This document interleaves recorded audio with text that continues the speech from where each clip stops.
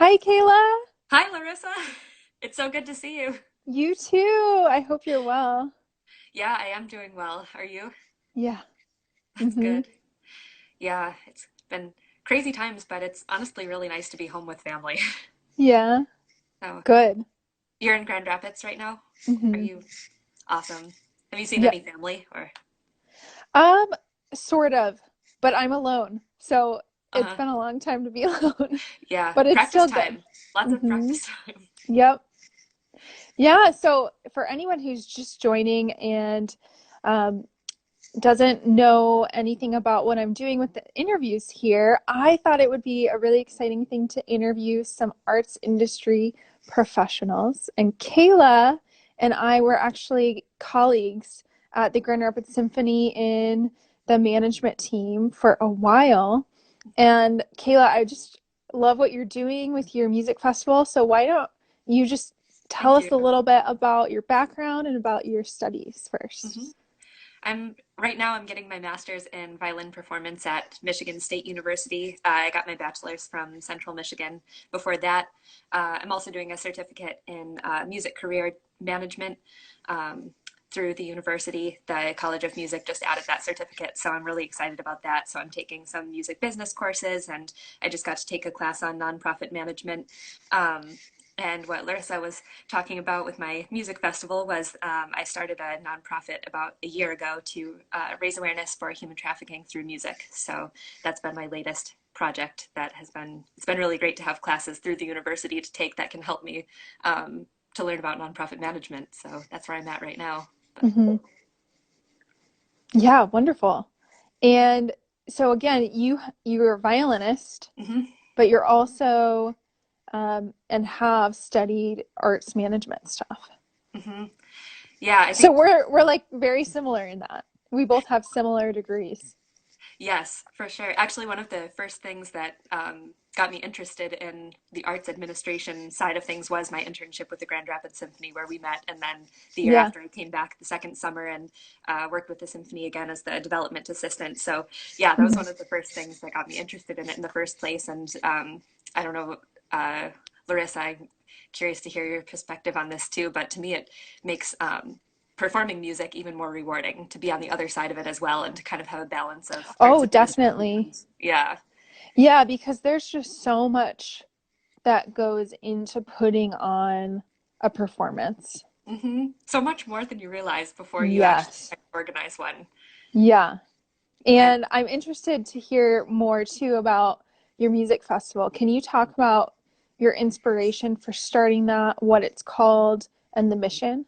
hmm Yeah, my nonprofit is called Grandstand Music Festival, and the name comes from the fact that our first event took place in Grand Rapids last year. And I'm from Muskegon, but I spend a lot of time in Grand Rapids, and that was really the place where I wanted the home base to be for the organization.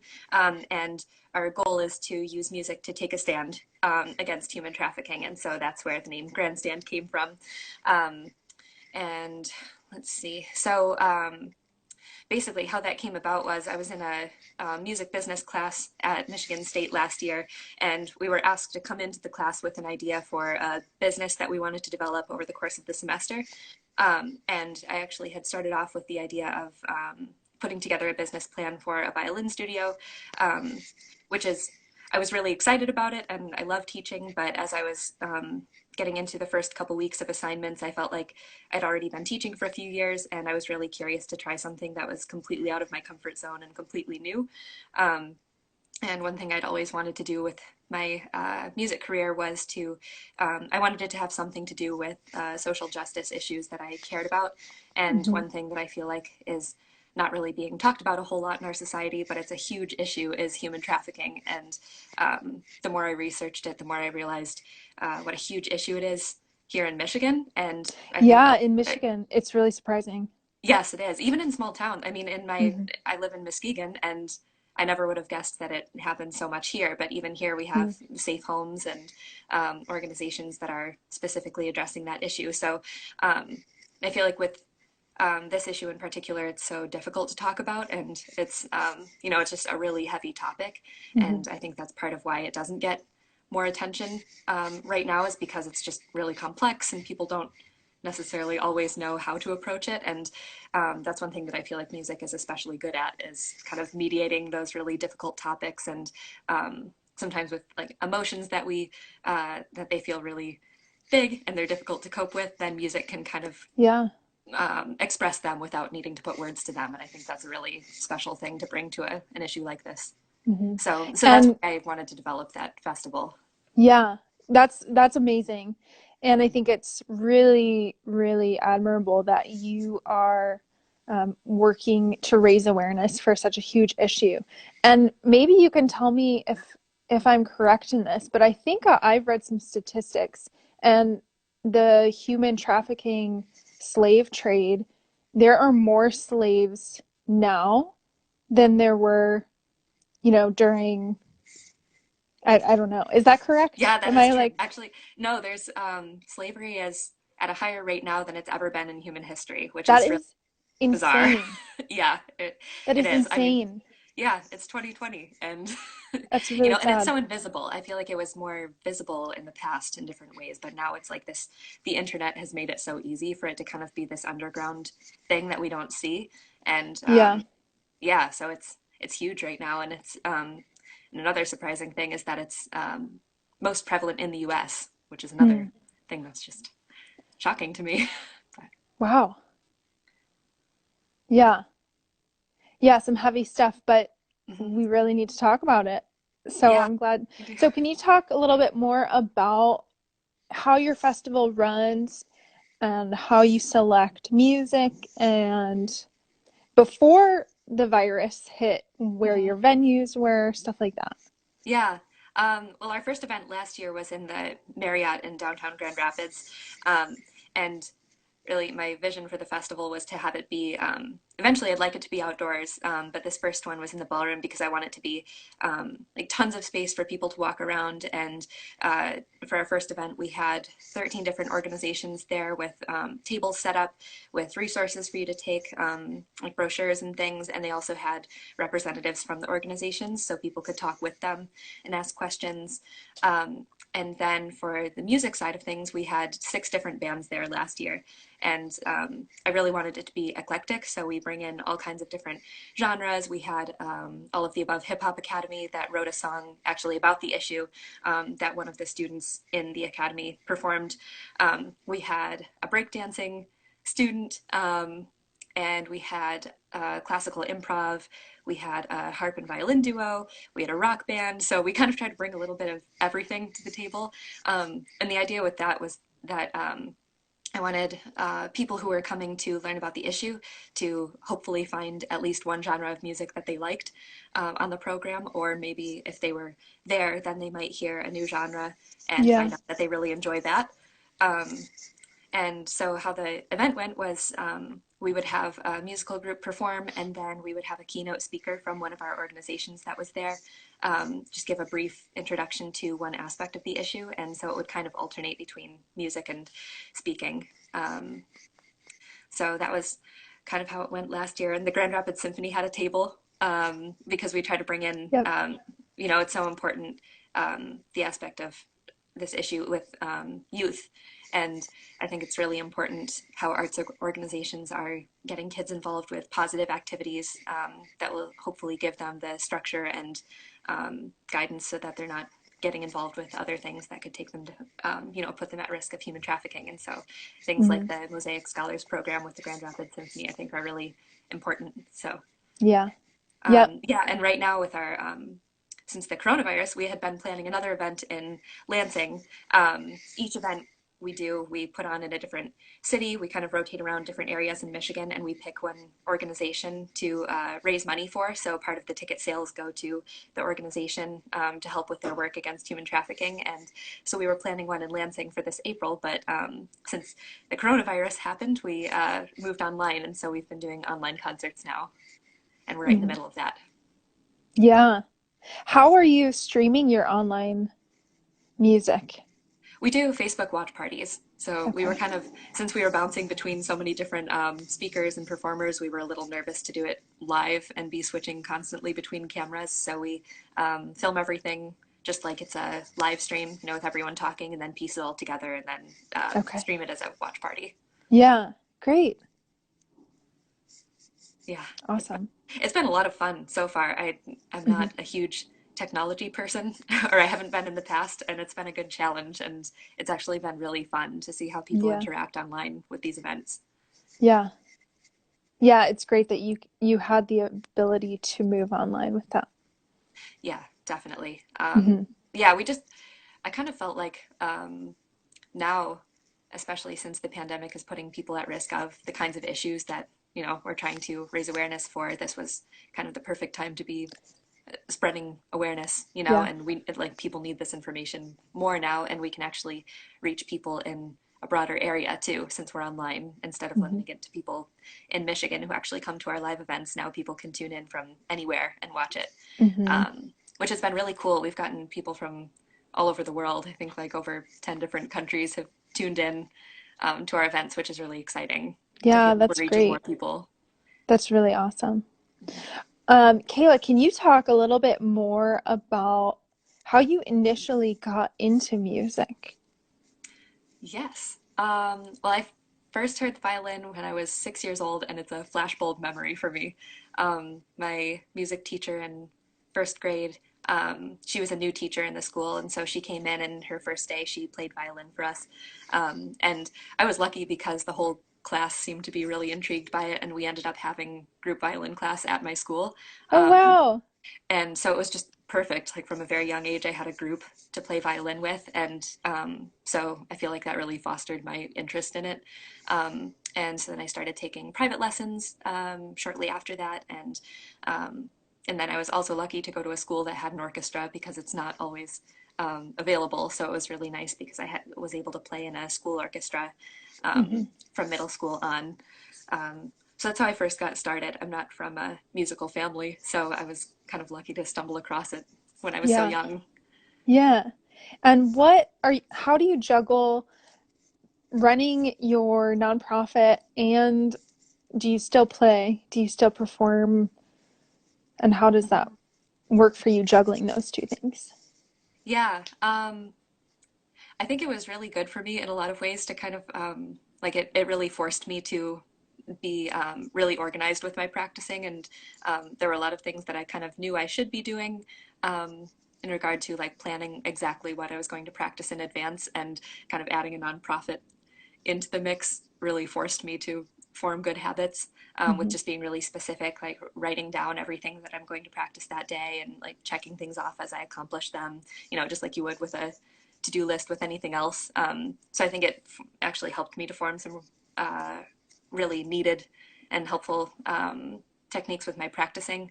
Um, and yeah, I just got more efficient, I think. Hmm. Like I kind of had to think more about, like what do I actually need to spend a lot of time on? Like, do I need to spend um, a half hour mulling over the exact wording of this email, or do I just need to send it? So I Yeah. got better at prioritizing too, and found that a lot of things that I was spending so much time on, I really didn't need to. Um, so I think that was one of the biggest things that helped me. And I got more curious too.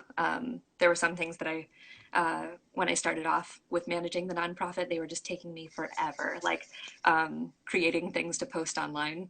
I was, I was always searching for programs that I could use that would make it easier and faster to make better designs that I could just post. Um, so I think that helped too, to be looking into quicker, better ways to do things instead of sticking with things that might take a long time. Like Yeah. discovering Canva was Yes. beautiful for me. Canva. Yeah. Canva. Um, do you have a staff or is it you by yourself? It's not being by myself. I don't have a staff, but I do have a few people on an advisory board that I'm hoping to Okay. grow over the next couple years. And I also started a registered student organization on MSU's campus. So we Wow. have right now, we had a lot more people when we were on campus together, but now we have 7 people on the team that stayed even during the coronavirus crisis. 7 people stayed to help plan our online concerts, which has been really great. Yeah, that's great. Yeah, and we have some mentors too, people who aren't on the board or anything, but I meet with them really regularly, like people in the music industry or in business. I try to talk with people in different industries a lot to get their opinions and Hmm. advice regularly, which also is a huge help. Yeah. And how have you um, decided what musical talent is at your events? Mhm. Part of it is, suggestions from people on my team. Like if they know a band personally, then I'll reach out to them and, research their music. And then, so that's part of it. And also, I kind of tried to piece it together gradually so that I can, I'll try to listen to their music um, alongside another bands to kind of imagine how the whole program would flow and fit it all Hmm. together so that people get, a nice variety. So that's part of it. And then I have some bands reach out to me um, after our first event when we were featured on in the news and some different, like write-ups after the fact, then some bands reached out to us that way. So I'll look into them. Um, Last year, some people are just people that I know personally from being in music for so long. Um, so that's pretty much how we do it right now. And then since we've moved online, there's a little more flexibility because they don't have to be Michigan bands. So Yeah, I've also been reaching out to people like maybe bands that I follow on Instagram, or maybe while I was traveling, I heard them. So now we have the chance to reach out to people like that also. that's great. And then I was just reading through your bio again. Can you talk Mhm. about when you said your favorite performances have included the New York City National Opera Center and Barco Ducale? Were those events that your organization had a hand and involvement in some way, or you just No, were at those performances? I was at those. The one Okay. in Italy was actually before I came to MSU. It was the summer after I graduated from my bachelor's, and it was a study abroad program that I did in Italy for, I studied viola and violin and played in chamber groups in Italy. Oh, Um, wow. yeah, which was wonderful. Yeah, it was just the perfect summer. We did 3 hours of Italian language class in the morning, and then the Oh, rest my of the day was goodness. practicing and rehearsing with chamber groups.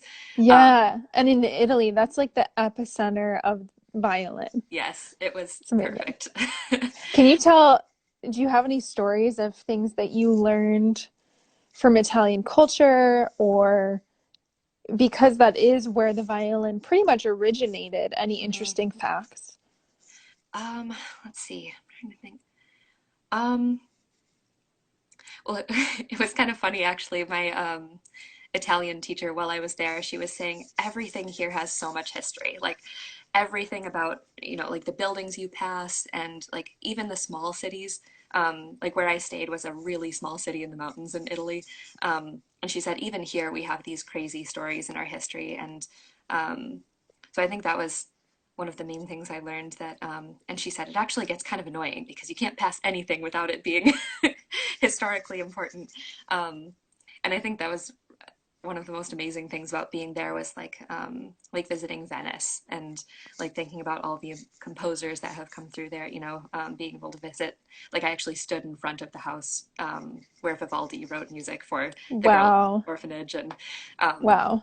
just to think that you're standing in the same location that these Hmm. incredible people, um, like they were there too at one point. Um, so that was really incredible Yeah. and to actually be there. It's different to see it for yourself and have all those vivid memories attached as opposed to reading it in a textbook, in a Hmm. music history class. Yeah, definitely. And then the New York City National Opera Center, you said that was another one of your favorite. Hmm. Yeah, that was this past, um, it was last year. And that was actually my friend plans a chamber music series in New York City. It's through the Bailu concert series, and they do concerts that also they'll bring in a speaker to also talk about something, another topic, and so they will kind of draw some connection between maybe it's something that happened in history or it's always something interdisciplinary, and they're Hmm. connecting. Uh, history or math or anything else with music. So that one That's in really particular, interesting. yeah, we performed a set of film scores from Joe Hisaishi.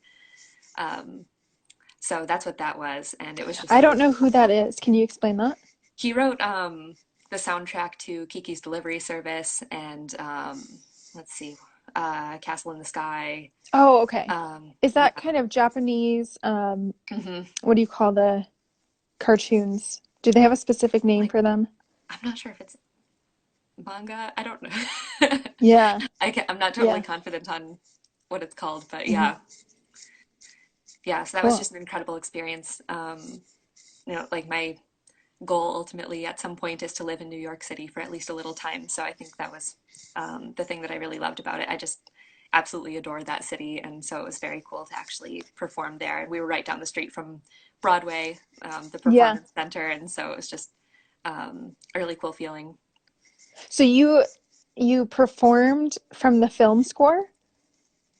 We arranged it so yeah, they were like short little bits from different films, and we put it all together. And then we had a movie screen behind us Oh, with different wow. movies going as well. So we synced them up, and so Okay. people were watching the movies as we were Yeah. playing. So when you say interdisciplinary, was your specific event music and movies, or was there Yeah, another speaker? the speaker talked about kind of what was happening historically during the time of like Grave of the Fireflies is another movie we did, which is actually a really sad film about a war that happened. And so they'll talk about how the history tied into what was happening in those movies. Hmm. And actually, I don't know so much about what they talked about because it was all spoken in Chinese. Oh, wow. That was one of the really interesting things too, because like I watched Kiki's Delivery Service and movies like that as a kid, but I didn't have like so much nostalgia attached to them like the audience did. Like a lot of the audience was Hmm. raised in Japan or China, Okay. and so they had like so much connection to those movies, and it was so meaningful to them. Yeah. And I think that was the thing that really stuck out to me was how much emotion was in the room. Like when we would play certain Yeah. moments from the films, they all remembered it, and people would just be crying or um, like, and there was so much joy for them with those memories. And was it just a small ensemble or you Hmm. solo? Yeah, it was. We kind of mixed and matched depending on the soundtrack, uh, the particular song on the soundtrack. But we had a string quartet and piano and flute. So Okay. yeah, And remind me the name of that festival it or was Bailu. program. Bailu in New York Yeah, City? Okay. Bailu concert series. Okay. Awesome. Yeah, it was Yeah, I great. had never heard of that before. I'll look into Mhm. that. Very Yeah, it was interesting. amazing. Yeah. So Kayla, you had one audience question come in, Hmm. and the question is, who inspires you? It's so hard to pick just one person. um, I think uh, musically, one person that really inspires me, especially now as I've been kind of trying to transition my career so that it's focused on both music performance and arts administration, is Joseph Conyers. He's the assistant bass player for the Philadelphia Orchestra. And one thing that really inspires me about him is that he kind of he just excels at the areas that I would really like to Hmm. excel at in my life also. Like he maintains his physical fitness. He's really like he seems to be very mentally and physically healthy. Hmm. And he's just so like powerful and charismatic as a person. Did And you know that he played with the Grand Rapids Symphony before? yes, he was Yeah. principal bass Hmm. directly before Philadelphia, right? Hmm. Yeah, which is so cool. Like just a fun connection there. Yeah. Um, Yeah. yeah, and with his Project 440, I got to attend some of his seminars when I was at Philadelphia International Music Festival a few years ago and hear him talk. He does different educational seminars for young music students who are aspiring to be professionals. So he has that whole organization that he runs, which is incredibly successful, and he also maintains such a high level of musicianship. So he's like Yeah. my ultimate.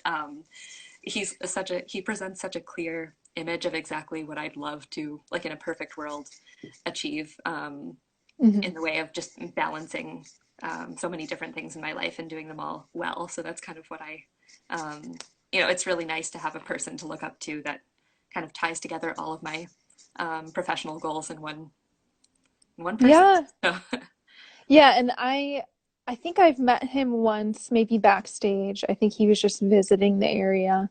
Hmm. but he just has such a positive outlook on Yes. life, Yeah. which is so refreshing. And I think it's, it's contagious when someone is so joyful. So I would agree that that is someone to look up to, and he's very accomplished. And Definitely. yeah. Yeah, and one of the things I like about people like him who are so positive is that then it, like you said, it's contagious and it makes you feel like, oh, well, maybe I can do something like that too. Like it makes you feel like you can do more because he's already, um, holding himself to that standard, and Hmm. um, it just makes you feel like you can believe in yourself more too. So it's really cool to be around people like that. Yes. That's what I Hmm. appreciate. Yeah. So, Kayla, anything else that you'd like to tell the audience about Grandstand, or how to find you, or what events you might have coming up? Yeah, our next grandstand event, you might just want to follow us on social media because it's still in the works, the next online show that we're putting together. But what we're planning to do next is a collage of classical performances from musicians. So that's what's coming up next. And we recorded our last two watch parties, so those are on our Facebook page and our website. We're on grandstandmusicfest.com. That's our website, or you can find us as Grandstand Music Fest on Instagram and Facebook. So that's the best way to find us. Um, and I'm also on Facebook as Kayla Green, violinist, if you want to follow my personal page. But Awesome. Yeah. great, awesome. Well, thank you so much for having me on. Yeah. This was great. Yeah, it was awesome. And I just wanted to say that, I mean, I think with some of my interviews with people, I've talked about, why is music and the arts, why are they so important, especially now? And I think you really, with your festival and the mission behind it, kind of what you had mentioned earlier is that music, I think, can just touch your soul in a place that other things can't. And with music, you can bring a message with words, people singing, but you can also bring emotions that have no words. And I think it's just so powerful and brings awareness to really important issues like human trafficking, which is Mhm. what you're doing. And I think the arts just also have such an ability to connect people from so many different backgrounds Yeah. that maybe other things can't do the way that the arts can. So Hmm. I think it's amazing what you're doing, and just keep it up. You're awesome. Oh, And thank you thank you so so much, much Larissa. for coming on. Yeah, thank you so much for asking me. This was Hmm. great. Yeah. Awesome. All right. Thanks, Kayla. Thank Have a you. great Thank night. you, you too. Bye. Bye.